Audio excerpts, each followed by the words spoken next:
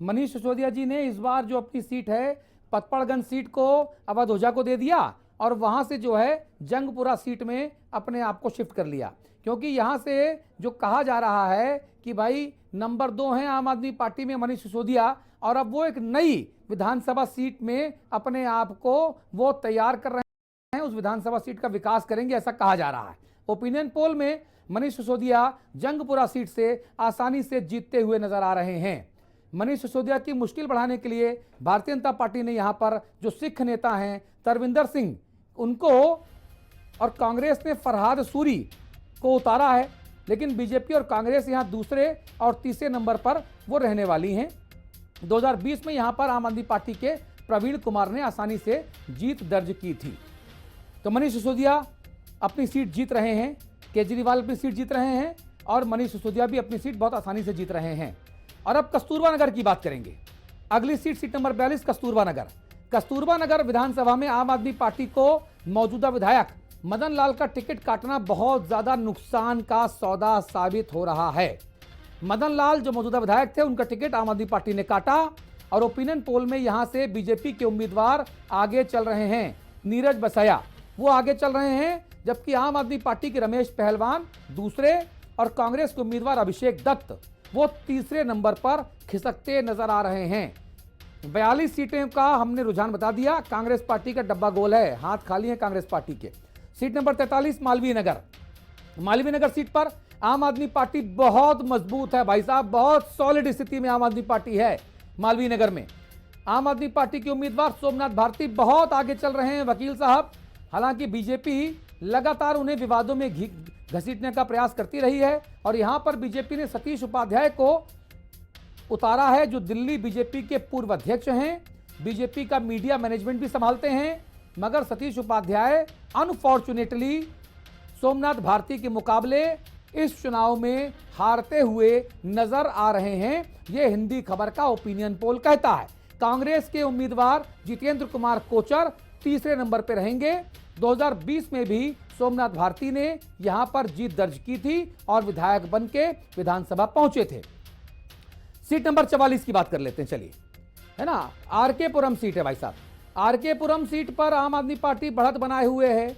Opinion poll में यहां पर आम आदमी पार्टी की उम्मीदवार प्रमिला टोकस एकदम शानदार तरीके से लीड कर रही हैं। बीजेपी के जो उम्मीदवार हैं अनिल शर्मा जी, वो यहां दूसरे नंबर पे हैं, हालांकि रेस से बाहर हैं। अब वो इतनी आगे और जीत में एकदम पीछे, तो फिर रेस से बाहर हो गया ना मामला।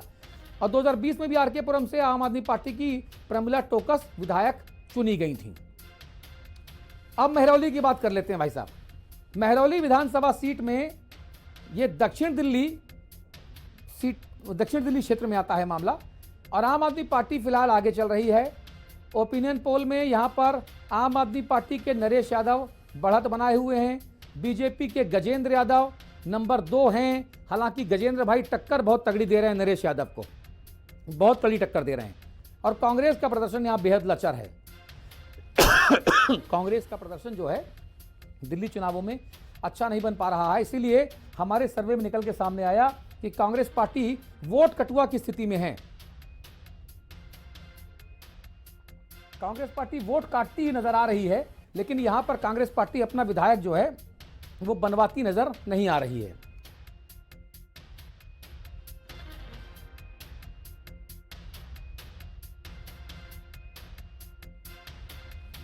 छतरपुर सीट की बात कर लेते हैं। और अभी अभी हमारे पास इंफॉर्मेशन आई है कि जो ये आंकड़ा है, ये आंकड़ा अपडेट किया गया है। हमारी जो सर्वे टीम के सहयोगी हैं उनके द्वारा ये हमको जानकारी दी गई है, माइंड ब्रिंक मीडिया MBM के हमारे साथी के द्वारा, कि ये जो आंकड़ा है, ये आंकड़ा अपडेट कर दिया गया है उनके द्वारा। और ये अब 30 दिसंबर तक के रुझान जो है वो हम आपको दिखा रहे हैं।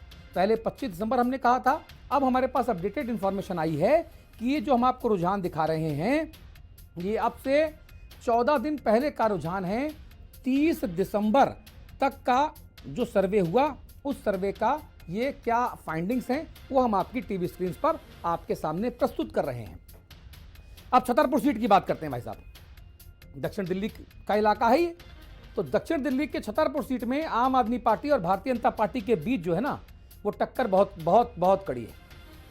आम आदमी पार्टी और बीजेपी उम्मीदवारों की अदला बदली हो गई भाई साहब। यहाँ ये लीजिए, एक और मजा आया कि भाई आम आदमी पार्टी वाला बीजेपी में आ गया और बीजेपी वाला आम आदमी पार्टी में चला गया। तो आप और बीजेपी में कांटे की टक्कर देखने को मिल रही है। इस ओपिनियन पोल में छतरपुर से आम आदमी पार्टी के ब्रह्म सिंह तंवर वो बढ़त बनाए हुए हैं, लेकिन बीजेपी के करतार सिंह तंवर दोनों बिरादरी वाले हैं, उन्हें कड़ी टक्कर दे रहे हैं आपस में एक दूसरे को।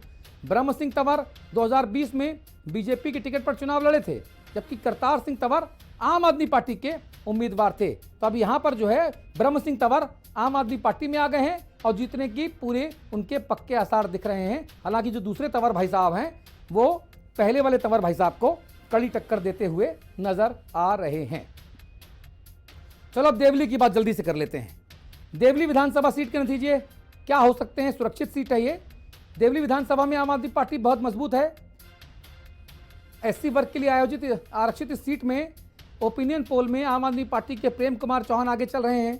आम आदमी पार्टी ने 3 बार के विधायक प्रकाश जरवाल की जगह पार्षद प्रेम कुमार चौहान को इस बार देवली विधानसभा सीट से मैदान में उतारा है और वो जीतते हुए नजर आ रहे हैं। बीजेपी ने अभी फिलहाल यहाँ पे अपना उम्मीदवार उसको नहीं मिल रहा है या विलंब हो रहा है, वॉटेवर जो भी आप कह सकते हैं, वो तो कहने की बात है।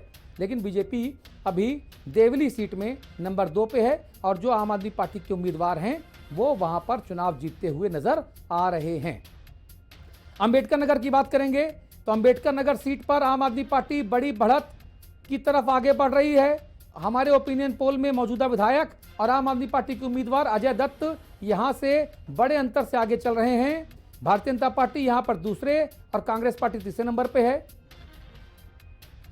और अजय दत्त जो हैं वो बढ़िया मजबूत नेता हैं और पिछली बार भी ये चुनाव जीते हुए थे। संगम विहार की बात करेंगे। संगम विहार विधानसभा सीट नंबर 50। संगम विहार, सरता विहार, संगम विहार सब एक साथ। संगम विहार विधानसभा में आम आदमी पार्टी को भारी समर्थन मिलता दिखाई दे रहा है। लगातार 3 चुनाव जीत चुके आम आदमी पार्टी के दिनेश मोहनिया इस बार भी ओपिनियन पोल में बड़ी बढ़त बनाए हुए हैं और ऐसा लग रहा है कि इस बार भी ये सीट आम आदमी पार्टी के खाते में चली जाएगी। भारतीय जनता पार्टी को अभी तक कोई उम्मीदवार वहां पर नहीं मिल पाया है जी। तो ग्रेटर कैलाश की बात कर लेते हैं। दिल्ली सरकार के मंत्री और आम आदमी पार्टी के कद्दावर नेता सौरभ भारद्वाज साहब की सीट है भाई साहब ये, और भारद्वाज साहब जीत जाओगे भैया आप, हमारा सर्वे तो यही कहता है। सौरभ भारद्वाज ग्रेटर कैलाश इलाके से अपनी सीट को निकालते हुए नजर आ रहे हैं। वोट फीसद भी सौरभ भारद्वाज की जीत का वो बढ़ता नजर आ रहा है। ग्रेटर कैलाश में भारतीय जनता पार्टी और कांग्रेस से थोड़ी बहुत टक्कर तो मिल सकती है, मगर सौरभ भारद्वाज यहां पर रुझानों में बढ़त बनाए हुए हैं और आसानी से जीत जाएंगे। तो 70 में 51 सीटों